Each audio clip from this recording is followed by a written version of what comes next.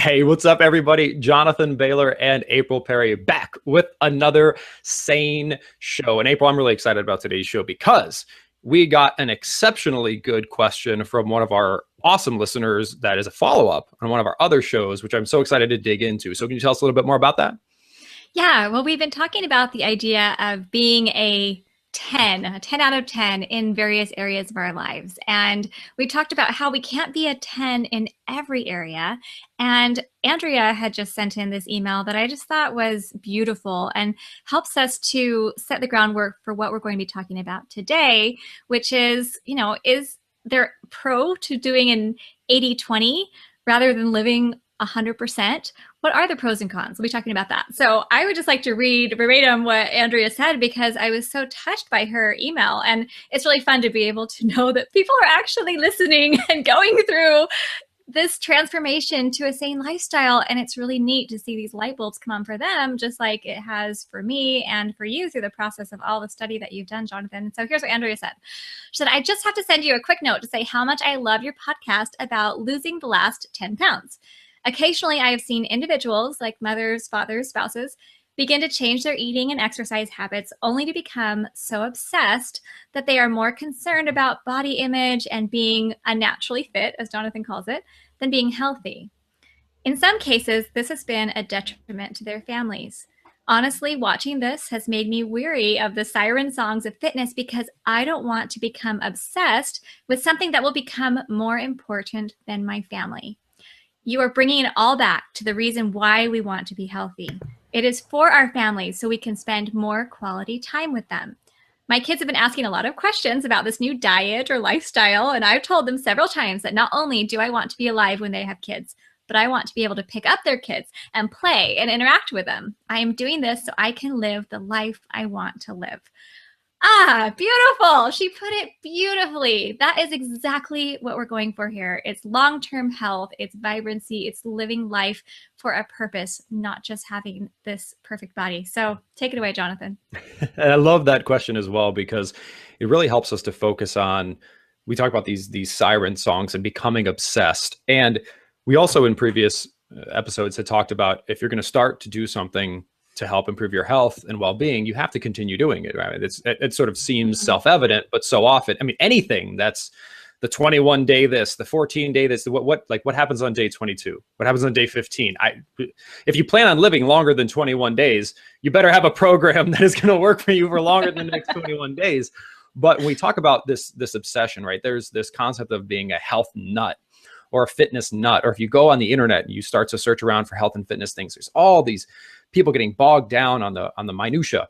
And I think when we talk about 80-20, there is a huge amount of benefit that you can get from doing just 20% of the things we're talking about. And the reason you don't hear more about that is because 20% is so simple that you run out of things to write blog posts about and to write terrifying news articles about if all you ever said was, look, just focus on eating double-digit servings of non-starchy vegetables, getting over 6 hours of sleep per night, walking and standing as much as you can, and eating so much of vegetables and nutritious proteins and whole food fats that you're too full for the 60% of processed junk that the average American is eating. They're getting 60% of their calories from processed junk. If you just did that, if you just don't do anything else until you do that, you will easily achieve 80, if not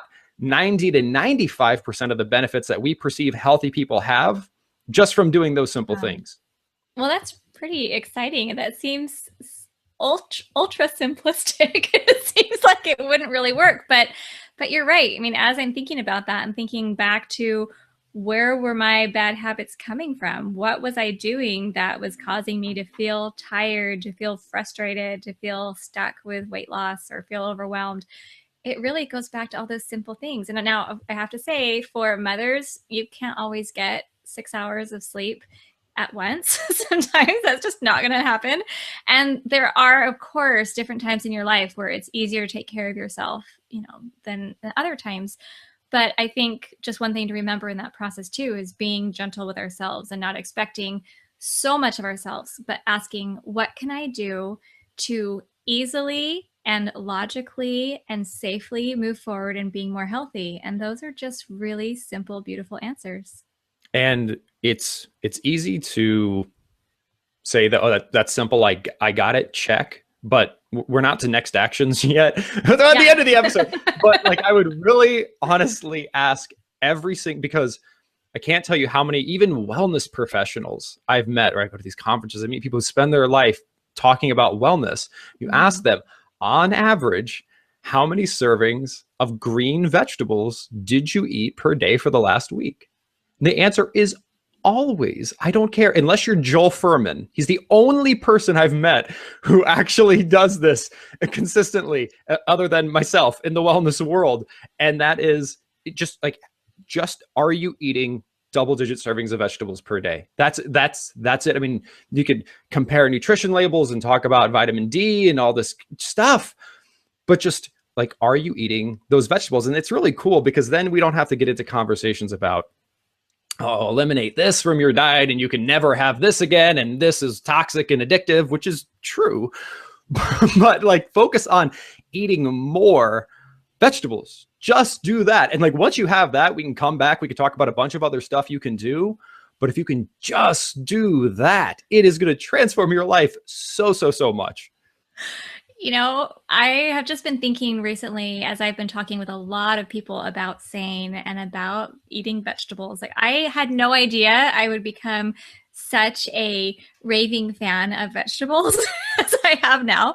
But it was interesting because I was reading a message that a friend of mine posted on Facebook the other day. She said, hey, I've been eating SANE. We've been eating a ton more vegetables. And then she said something interesting. She said, I'm wondering if this is why my children didn't get as sick this last winter as they normally do.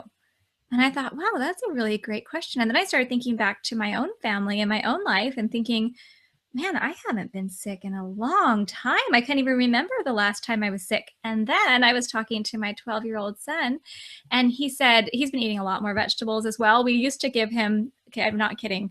It looked like a suitcase. It was like one of those, like a Tupperware container that had a little handle on it. So it's a big square. It was like a suitcase. And I would fill one with pretzels and I would fill one with tortilla chips. And then we would have graham crackers and animal crackers in the pantry. And that's what my boys used to eat, just like nonstop. They'd get home from school and they would just shovel through all of these empty carbs, right? And now they've been eating a ton more vegetables. And my 12-year-old son said, hey, Mom, he just started 7th grade. Hey, Mom, I'm noticing that I'm getting faster at PE. Like, I run faster than the other kids do. I mean, he was always a good runner, but he's just noticing where he lines up in the pack is that he's starting to become faster. And I mean, that's going to happen when you're feeding your children vegetables and a really healthy diet. And when most of the world is not eating a healthy diet, it can't help but manifest itself in their ability to move their bodies, to run. And this difference is only going to become more pronounced as our children get older.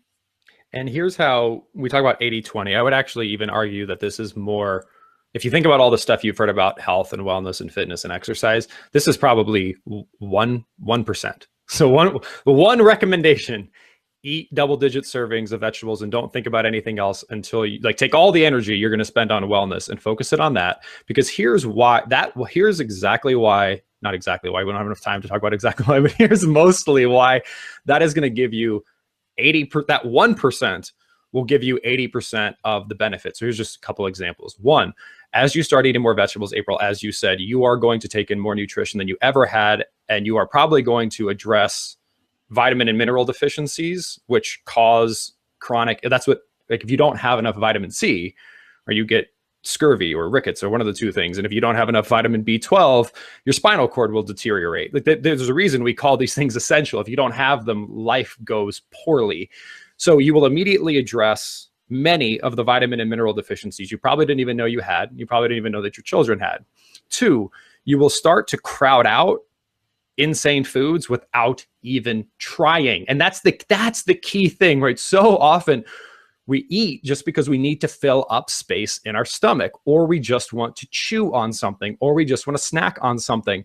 Just by focusing on eating more non-starchy vegetables, you will automatically, effortlessly, and unintentionally avoid a lot of the stuff that we talk about. Don't eat this all processed starch and nonsense and blah, blah, blah, blah, blah. You could approach the problem by saying, oh my gosh, here's all this stuff I can never eat again. Oh, this is terrible. Or you can just become too full for those things and then effortlessly avoid them, which is brilliant. And then last but not least, as you start eating more non-starchy vegetables, two things are going to happen. One, and maybe this has to be a separate episode, but you will start, because we don't recommend that you just try to always eat raw vegetables. I mean, that's gross. You got to figure out ways to make vegetables delicious. The easiest way to make vegetables delicious is to eat them along with delicious fats, like bacon fat or butter or something, sauteing them. And that's going to help you to start get more of your energy from fat versus sugar, which is going to help normalize your blood sugar, going to help normalize your energy levels, going to help your kids not be bouncing off the wall because they have a maintained level of energy rather than peaks and valleys. And it's going to readjust your taste buds because you are going to be eating more bitter foods, and that will resensitize you to sweet. So things that used to taste sort of not so sweet will start to taste sweeter. Things like regular soda will taste too sweet and become unappealing. So you're addressing vitamin and mineral deficiencies off the bat. That happens instantaneously. You're crowding out a bunch of other nonsense. You're helping your body to become more accustomed to running on fat versus sugar, which is going to help it burn fat more easily, which is going to help you slim down, which is great. And you are going to automatically retrain your palate to detect sweetness more, to be more sensitive to sweet, which will help you to avoid nonsense foods and to enjoy delicious, healthy foods and to perceive them as delicious. So that's how that 1% can give you 80% or more of the benefit. Okay. So what I'm seeing now is that you've basically outlined the how-to. If someone really, really, really wants to be getting their body mostly healthy, just being able to consume vegetables, being able to just make these really simple changes, that's how we're going to do it. Let's talk a little bit about how we can then prioritize our lives in a way that really works for us. And I just have to say that the conversation that we had in the podcast about losing that last 10 pounds was really healing for me because, I maybe it's just as a woman, but every time I look at myself in the mirror, I totally judge myself. And do men do that? Some men do. I absolutely do. We can talk about how I do it in a later episode. Okay, so I totally judge myself. And prior to our conversation, I would always be thinking, I should have more toned arms. I should be more fit. I don't know. I would just tell myself these things. And what I found is that as I've shifted my priorities and my goals, well, not really shifted, just kind of maybe clarified them and come to understand them more, I've been able to say to myself, I am really healthy and strong and happy. And I'm spending my time doing the things that are most important in my life. So I think that number one, just being able to get our nutrition under control, being able to have that nutritional serenity, that enables us to really live our priorities and be able to feel so much happier just on a day-to-day basis. I mean, even just notice, just since our last recording, I judge myself less. I'm happier when I look in the mirror, and really, because no one else is really looking at me. It's just been really interesting how that one little shift, because I know I'm giving my body the nutrition it needs, now all of a sudden I feel like I'm good with where I am. And that focus, that's why I'm going to bring it back to vegetables. The National Vegetable Association of America, if such a thing exists, should be calling me up after. We need to start that up.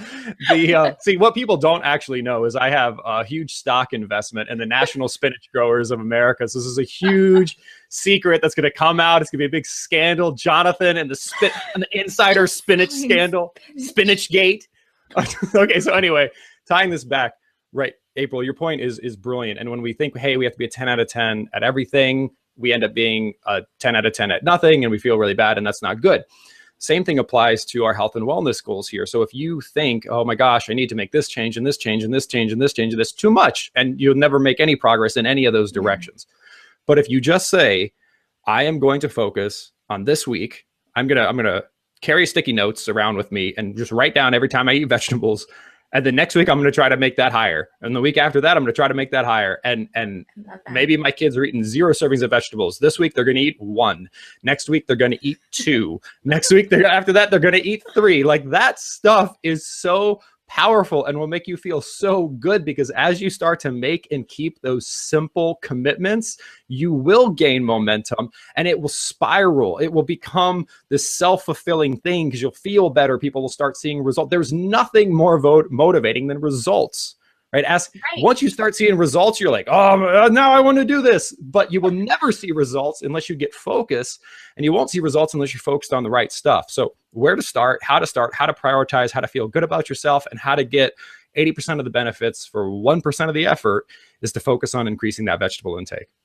Okay, I love that. Now, can we talk a little bit about that initial healing phase versus maintenance? Because I have a lot of friends who are now going SANE, and for some people, it's like, quick. Obviously, they start losing weight. They're feeling so excited. For other people, it takes longer. Can we just talk about this initial healing, kind of what's going on as we're bringing these vegetables into our lives? I think we need to, there's definitely, at least there's more than 2 buckets, and we would definitely want to talk about this in much more detail in a later episode, but there's at least 2 buckets. One is bucket my mom fits in, for example. Wonderful lady actually was recently on the Power of Moms. That was awesome. And there's, she's like, Jonathan, I'm pretty happy with where I'm at, right? I'm in my 60s. I don't have diabetes. I don't have any chronic health problems. I'm doing pretty good. Can I see my abs? No. Should I be able to see my abs? Absolutely not. So she's like, but I'm trying to eat a little bit more vegetables. I'm trying to do that, but sometimes it doesn't really work out. Is she seeing transformative results? No. Is she putting transformative effort into it? No. But is she radically less likely to get diabetes in 15 years? Absolutely. So the bucket 1 is, hey, I'm just trying to eat more vegetables. Cool. And that's great. And you will live better because of that, right? That's like the smoker who is saying, I smoke 2 packs a day. I'm going to smoke 1 less cigarette. Yeah, they will get lung cancer more slowly, right? It's better. It's better. It's absolutely better. But now if you're like, hey, I'm all in, I want to go SANE, right? I think that's the key difference. If you want to go SANE and transform your health as quickly and efficiently as possible, right, then just saying I'm going to eat 1 more servings of vegetable per day that's not how you get there. That's a different path. So that initial healing phase, the initial healing phase doesn't apply to anybody who's just like, I'm going to start to make simple changes and gradually work my way into this. But people also need to understand that just like anything in life, if you're like, I'm going to gradually learn how to play the piano, you may or may not ever become a world-class piano player. Right. Okay, so I think this boils it down to actually a question I've heard from a lot of people. Is it possible for me to, let's say I'm 50 pounds overweight. Is it possible for me to lose that weight by going SANE slowly? Or do I need to just go full in and heal my metabolism, and then I can later decide if I want to incorporate more, non-SANE foods? What would you say to that? You can absolutely do it slowly.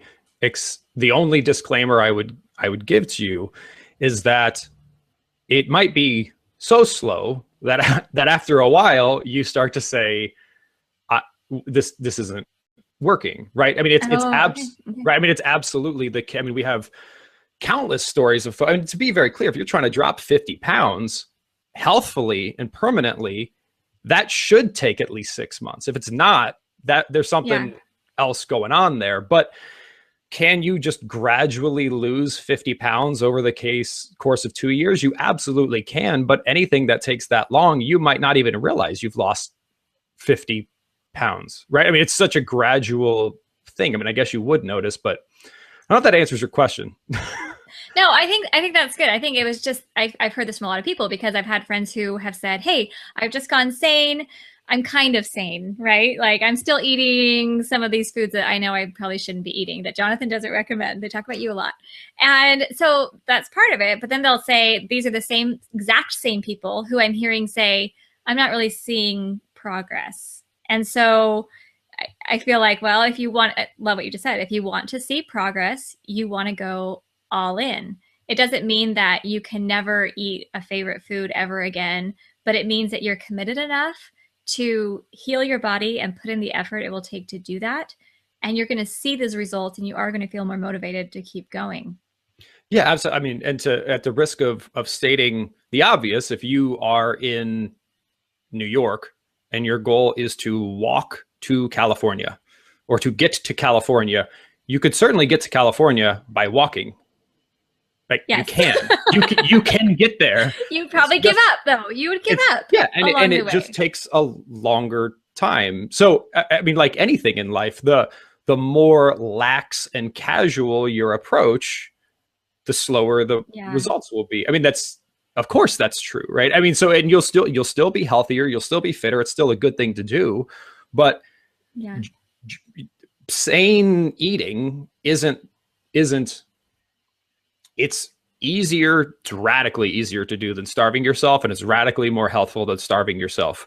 But that doesn't mean it doesn't require effort. Any change, I mean, even negative habits take effort when you're initially developing them, but once you develop them, that's when the effort goes away, unless it's something totally unnatural like starving yourself, because hunger never gets easier. But enjoying vegetables does get easier. You acquire a taste for it. So your results will be directly proportional to the effort you put in to going sane, just like your results will be proportional to the effort you put into anything in life.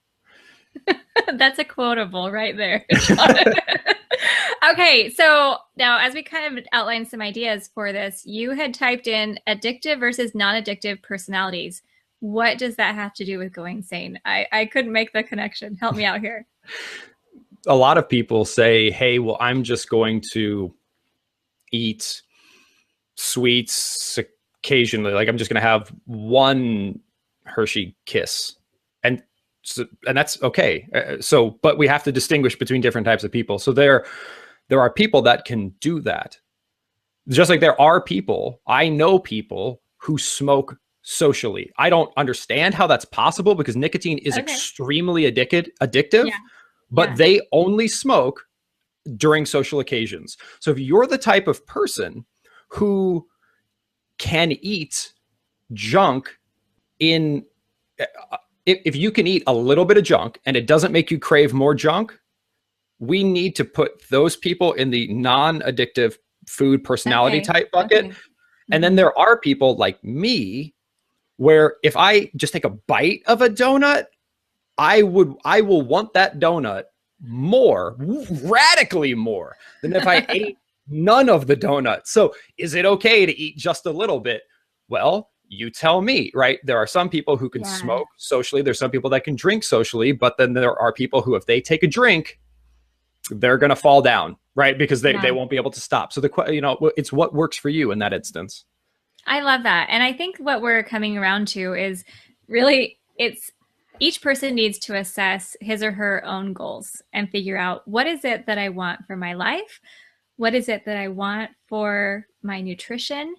And what is the best way for me to achieve those goals? I think that's such a simple way to phrase it. And one of the experiences I had recently with this darling girl that is a friend, and she lives in our neighborhood, and she started going sane. And her mom would say to her, hey, honey, come on over here. We have a little dessert and it's fine. You can have just a little bit. You've eaten healthy all week. You could deserve a little cookie or something like that. And I think she's probably more on the side of, eat one cookie, you want to eat all of them. And she just said, no, Mom, I am all in. I am all in going sane. And I thought, this girl, she's going to be successful and she's going to reach her goals. I have no doubt. It's just, okay, she's decided, here's the foods I'm eating, and here's the foods I'm not going to eat. I'm going to reach those goals. And I think what's so exciting about SANE is you can actually tell people, yes, you will see results. Yes, your body is going to change. Yes, you're going to start feeling energetic and excited about life again. And you won't need to carry around all the extra pounds and feel sick and feel frustrated. That this is actually a roadmap that people can follow and trust it. And I think that's why we're talking about this right now and why we're encouraging people to give it a try, to go all in if you really need the results and want the results. Because the challenge has been in the past is that I would be given a roadmap from someone who didn't know how to get me where I needed to be. That's what I feel like I've been handed my whole life, honestly. I feel like I have received maps from 50 different people telling me, if you want to be fit and healthy, here's what you do. And I will follow those roadmaps and I will get nowhere. It's like I'm walking to California. And so, except I'm in California right now, so that doesn't really work. But honestly, now I feel like now that I have SANE, this is the roadmap I can follow, I can trust, and I can tell other people, you want to get healthy? Here you go. And that's the key, April, is now you have not only a correct map, but channeling, I know someone we both are big fans of, and hopefully our listeners are fans of as well, which is the late Stephen Covey. You have a compass, which actually means no matter where you are, it's going to point to true north. It's going to point to the right direction. Now, it is totally up to you how quickly you walk. I mean, some of us, we want to get in a jet, and we want to just jet there as fast as we can. And some of us might just want to take a casual stroll, and we might even turn around and walk backwards sometimes. And that's our choice. But at least now you know that you've got that compass, you've got that map, and the choice truly is yours now. How quickly you take that journey, how dedicated you are to that journey, that's up to you. But the option is there. So I think that's really exciting. So what's our next action with that awesome compass and map metaphor in mind? All right. Well, our next action here is to identify our 2 roles or goals where we want to be a 10 out of 10. This is just giving us a chance to step back, look at our priorities, and figure it out for ourselves. Where do we want to be a 10? What is it that really matters to us right now? Now, if nutrition and getting our bodies fully in shape, if that's one of those things, then here you go. Go SANE, be all in. If right now you have other areas where you want to be a 10 out of 10, where you're putting most of your focus and you want to maybe do 80% SANE, you want to slow down a little bit over there, totally fine. Totally up to you what you want to do. But I think what we're encouraging you to do as this next action is be deliberate about that choice. Decide what it is that's most important to you, decide what your health goals are, and then decide what you're going to do to be able to get there. Boom. I love it, April. Well, we're going to be 1% effort in 80% of the benefits, or 100% of the effort in and 100% of the benefits. Either way, it's all good. So thank you for joining us today. It is excellent as always. Jonathan and April Perry signing off. Remember, stay sane.